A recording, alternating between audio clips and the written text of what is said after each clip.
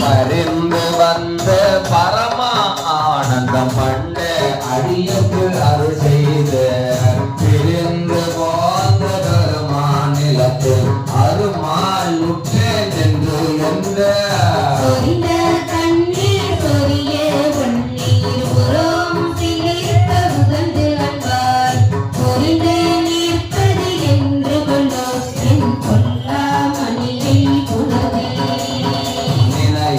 பிறருக்கு அறிய நெருப்பை நீரை காலை நிலனை